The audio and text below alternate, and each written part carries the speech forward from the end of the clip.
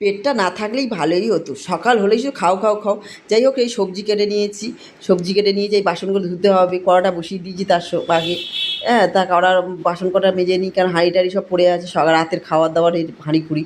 তো এইগুলো মাজার পরে এবারে তরকারিটাকে বসিয়ে দিয়েছি। মানে এর মধ্যে দিয়ে দিয়েছি আগে জিরে ফোড়ন, কাঁচা লঙ্কা আর এই সব ঝাল হলদি সব দিয়ে দিচ্ছি, আর লাস্টেই কাঁচা ছোলা দিলাম। দিয়ে এই মাখা মাখা করে একটু তরকারি করবো, দুপুরে লাঞ্চে এটা খেতে হবে। হ্যাঁ, তো এই দেওয়ার পরে হচ্ছে কি একটু কষিয়ে নেবো। কষানো তো কমপ্লিট হয়ে গেছে, এবারে জল ঢালতে হবে, কারণ তরকারিটা সিদ্ধ হতে হবে না। এই জল ঢেলে দিলাম। তার ফাঁকে হচ্ছে কি থাইরয়েডের ওষুধটা আমার খেতে হবে, সকাল থেকে এখন থাইরয়েডের ওষুধ খাওয়ার সময় পাইনি, এই থাইরয়েডের ওষুধটা খেয়ে নিলাম। তারপরে হচ্ছে কি এই আটা মাখবো, কারণ রুটি খেতে হবে দুপুরবেলা।